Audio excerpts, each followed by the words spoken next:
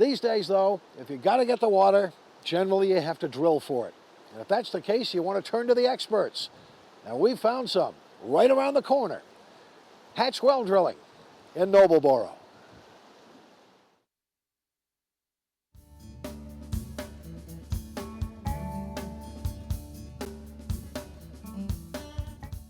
Well, the first truck that pulled on the job site was the well driller itself. Well, when we backed up to the site, first thing we did is put blocks underneath all the jacks. Jacks are all hydraulic. The master control on the back of the machine, everything is run there, is run hydraulically. At that site, they had a well, so we were drilling a replacement well for that house. And in 1951, Fred bought the business as Frederick J. Hatch. And I think Joe went to work for him not long after that. 52, I believe, I started helping summers while I was going to high school. And when I graduated, I worked steady.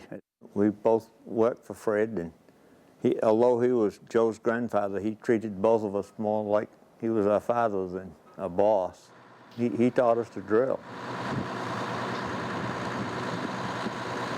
Most every well drilling company in the state it's a family-run business. It's pretty much all family down there around that machine right now. Mark is my son-in-law. His daughter, which is my granddaughter, works in the office. Graduated with a business management degree, started working for a bank. Then Dad found out he was going to be taking over the company or become president of the company and asked me if I would run the office for him. Justin, he's Mark's nephew. So I usually deal with the customer on a lot of the jobs if there's a problem. Ryan is my grandson. I guess my biggest interest was because my grandfather was here. Ryan lost his father quite young, and I've been nearly a father to him, and he just wanted to do what I do.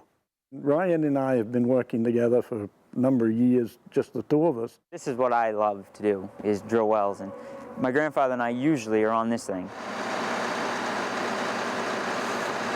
The handles, you know, it looks like a lot of handles, but it really isn't that bad. And I never touch the handles. I don't let anybody touch the handles. Ryan's been with us quite a few years now, and he holds his journeyman's well drillers and pump installers license.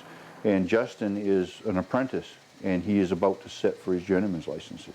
License-wise, we're the youngest two licensed in the state, I think. And there's no schooling for it. You can't go to school like you can to be many other things. It's just not available, so it has to be on-the-job training. Just like I said, with my grandfather being here 50 years, I've learned, that's how I've learned everything. It takes time to get someone up to the point where you not only trust them enough to leave them on the job running the equipment, but legal to leave them on the job running the equipment.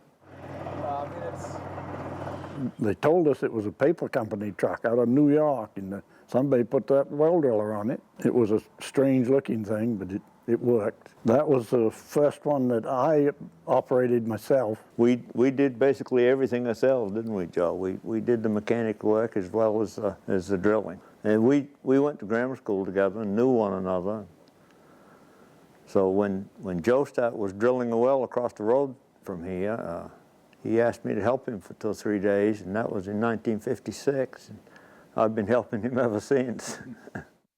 1961, we looked at one another and said, well, we don't know what else to do, and if we can make a living, we'll be happy. And we've done that.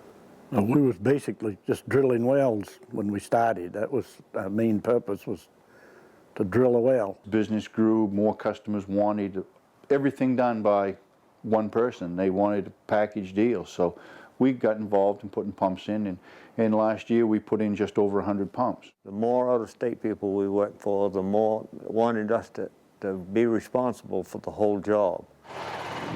The areas that we can drill are pretty limited now. I mean, there's so much we have to take into consideration.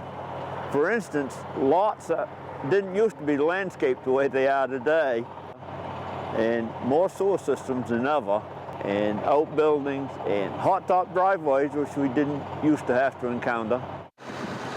The biggest change is not using dowsers as much as they used to. They used to use dowsers probably 60, 70% of the time. A Would you lot. say, Joe? Yes, a lot of the time. Yeah, and today they don't. And the fact that, no, I shouldn't say that. Doused wells don't come out much different than non-doused wells. I think one thing that's very appealing is that you're doing something different every day. You meet a lot of different people during the run of a year, and you're in a different location, and you're outdoors, and you're doing something and you're doing something yourself. You're responsible for it. Granted, drilling a well, you pretty much do the same thing, but it's always different. You're meeting different people all the time, and our customer base they're an awesome bunch of people. Joe and I got along for 43 years because he did his job very well, and I tried to do mine, and he stayed out of my hair and I stayed out of his, but we would communicate all the time, like a marriage. Drilled out of the ground by somebody like the Hatch family.